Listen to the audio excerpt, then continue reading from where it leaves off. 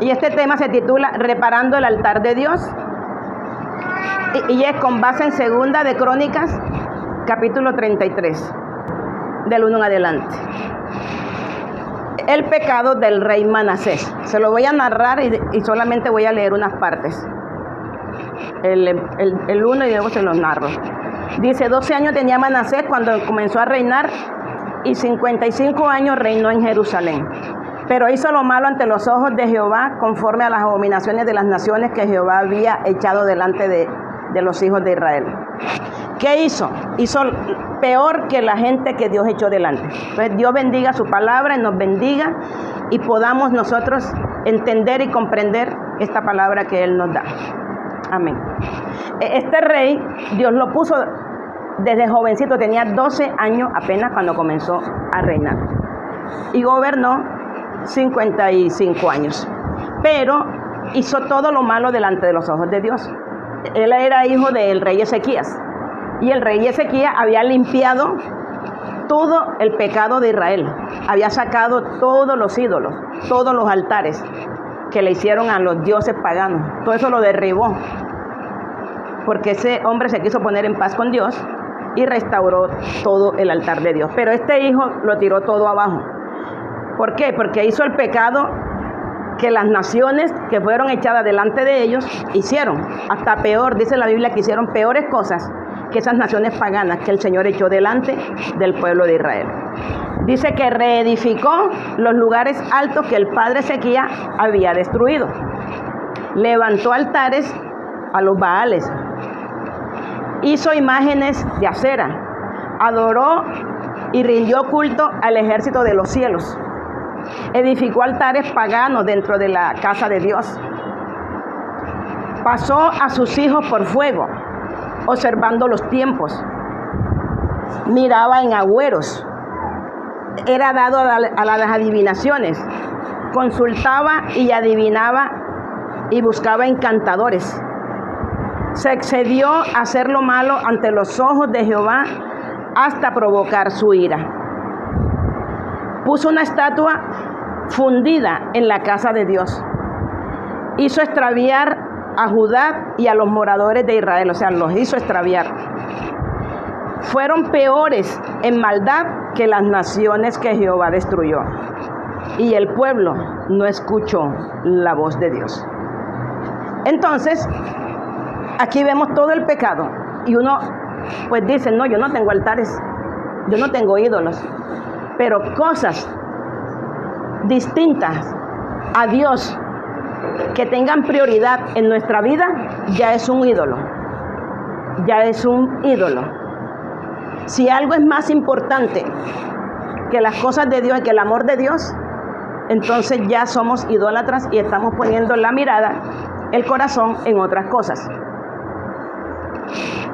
Si nosotros ponemos prioridades, cosas por encima de la conexión con el Espíritu Santo, con la búsqueda, con la decisión de seguir al Espíritu Santo, de seguir los caminos de Dios, entonces eso, como se llame, ya será idolatría, dioses ajenos, dioses paganos. Aparte de eso, dice que en la casa de Jehová montó una estatua diferente, donde Dios prohibió hacer ídolos, fundición de manos de obra de artistas o de artífices, y luego pretender que esos ídolos sean su salvación, su solución, su guía, su dirección y su intermediario. Acá, entre el pueblo de Dios, los cristianos, tal vez no se vean ídolos de yeso, ni de madera, ni de oro, pero hay atractivos que extravían la importancia que tiene Dios, se la damos a otros. Y de alguna u otra manera, todos en algún momento, como el pueblo de Israel, hemos caído en eso. Todos. Creo que nadie ha escapado, poquitos los que han escapado. Pero de una u otra manera, casi siempre, desde la historia del pueblo de Israel, no más saliendo de ahí ya de Egipto, hicieron un altar e hicieron un becerro de oro, acabando de ver las señales y las maravillas y las y los prodigios por mano de Moisés. Se hicieron un altar y se hicieron un becerro y le adoraron, provocando la ira de Dios, y hubo mortandad. Acá, cuando Dios se hastió, dice la Biblia en 2 Corintios 3:11, y dice que Jehová, como ya lo provocó a ira, porque uno peca y peca y peca, y parece que no pasará nada, llega el momento en que eso llega hasta las narices de Dios, y Dios se hastía. Entonces, ¿qué hizo Dios? En el versículo 11 dice, por lo cual Jehová trajo contra él a los generales del ejército del rey de los asirios, los cuales aprisionaron con grillos a Manasés, o sea, este rey que se desvió, y atado con cadenas lo llevaron a Babilonia. Mas luego fue puesto en angustias, luego que fue puesto en angustia. Porque cuando ya uno ofende tanto al Señor con su pecado, con su maldad, con su desobediencia, desviándose a derecha o a izquierda, diferente a lo que el Señor dice, que estas señales vendrán, estas bendiciones, si no te apartas ni a derecha ni a izquierda. Estas señales vienen solas, estas maravillas, estas bendiciones, estas promesas vienen solas. ¿Cuáles promesas? Lo que la Biblia dice en Deuteronomio 28, y son hermosas. Dice, serás cabeza y no cola, estarás encima y no debajo, prestarás a muchos, no pedirás prestado, y bendecirá Dios toda obra de tus manos. Es una fila larga de promesas, pero con una condición: si no te apartares ni a la derecha ni a la izquierda. Esas promesas te siguen como cuando tú vuelas la cometa y le amarras la pita o la cola. Ella va atrás, la cometa va volando, la lleva el viento, pero la pita va atrás. La pita no va adelante, la cometa va adelante jalando la pita. Y acá podemos decir, como dice la palabra, busca primeramente el reino de Dios y su justicia, y las demás cosas vienen por añadidura. Estas cosas te van a llegar, estas cosas te van a seguir por una promesa.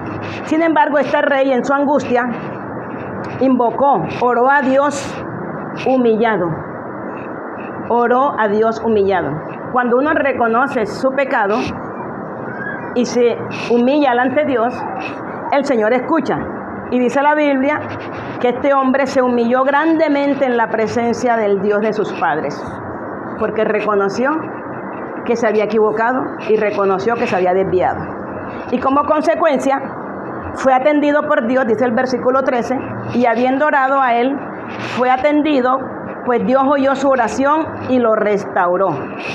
Miren, Dios restaura cuando hay arrepentimiento. Dios restaura cuando hay sinceridad de corazón para decir, Señor, yo reconozco mis rebeliones y mi pecado. Yo reconozco. Cuando uno hace eso, Dios restaura. ¿Qué es restaurar? Levantar. Hasta restituye todo lo que el diablo, pues, con el permiso de Dios, le roba. Porque cuando el diablo entra, él entra con un permiso. Él no hace nada mientras uno esté bien con Dios. Porque hay puertas cerradas. Todas las puertas deben estar cerradas. Cuando hay puertas abiertas, el enemigo entra. Esas puertas abiertas son esos pecados ocultos o cosas que uno está haciendo mal delante de Dios. Nadie lo sabe, pero el diablo sí. Y él se mete por ahí. Y cuando se mete por ahí, la gente dice, ¿pero por qué le pasó eso así? Si está bien o si estoy bien. Una cosa es la prueba y otra cosa es que el diablo venga a destruirte. Pero todo eso, el Señor respalda. Este hombre fue restaurado y entonces conoció, cuando fue restaurado, conoció Manasés que Jehová era Dios. Reconoció que no debe haber dioses ajenos. Reconoció que nada debe ser más importante que Dios. Reconoció que cuando uno va a elegir dos cosas, siempre debe elegir la que esté honrando el nombre de Dios. La que no me cause tropiezo para yo desviarme de las promesas, de los caminos y de la guía del Espíritu Santo. Entonces, aquí vemos algo bonito que él hizo. Después que se arrepintió, volvió y edificó el muro de la ciudad, o sea, le puso guarda. Edificó esos muros caídos, edificó todo eso que habíamos olvidado, todo eso que habíamos abandonado, que habíamos descuidado. Todo eso hay que volverlo a edificar. La oración, hay que volver a la oración. La lectura bíblica, hay que volver a la lectura bíblica. Hay que volver al ayuno. Hay que volver a las horas a solas con Dios. Hay que volver a limpiar nuestro templo. Hay que volver a eso. Él lo hizo, edificó los muros otra vez. Puso capitanes de ejércitos en toda la ciudad fortificadas. Se aseguró que no volviera a entrar el enemigo.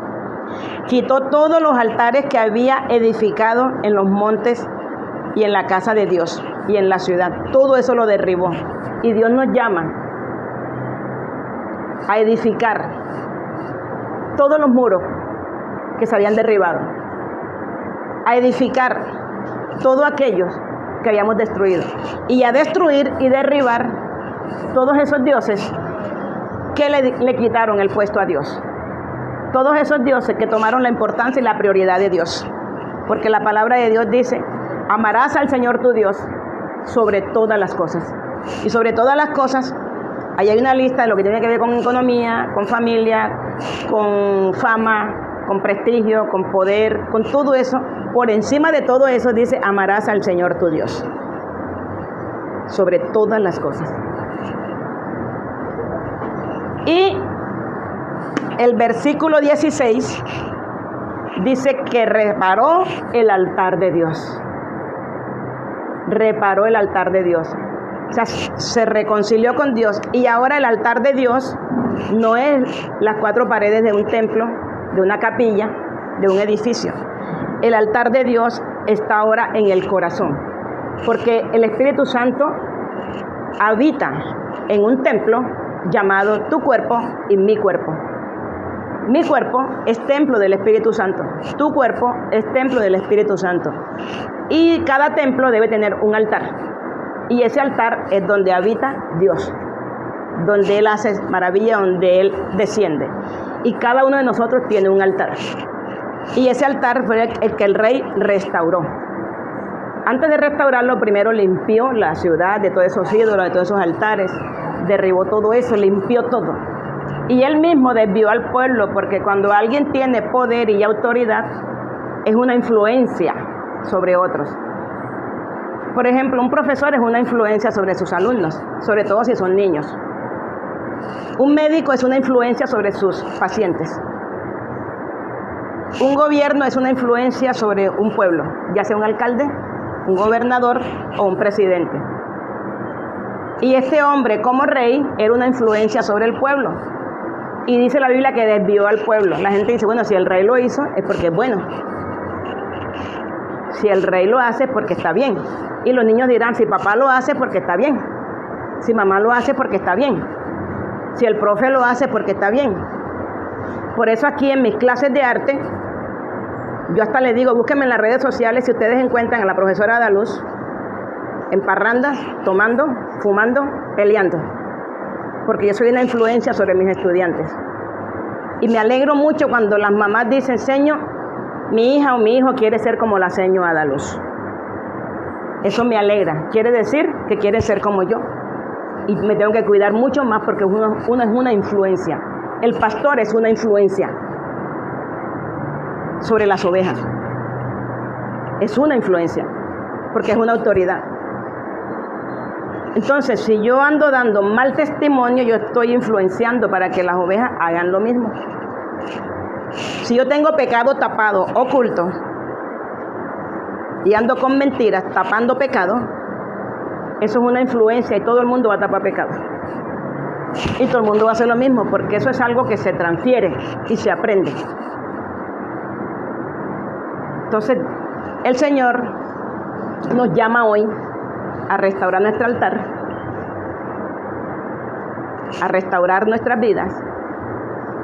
Los que están oyendo a través de las redes sociales, los que van a escuchar este audio en las redes, el llamado de Dios es: restaura el altar, derriba los dioses ajenos, ponlo en primer lugar y el Señor restaurará tu vida, y todas estas cosas que tanto deseamos, que tanto queremos, vendrán por añadidura y te tocarán la puerta y tendrás lo que necesitas. Tendrás, si no tienes casa, tendrás tu casa, tendrás tu carro, tendrás tu salud, tendrás todo, porque eso son añadiduras, o como decimos, la ñapa que Dios nos da por haberle obedecido, creído, servido y seguido.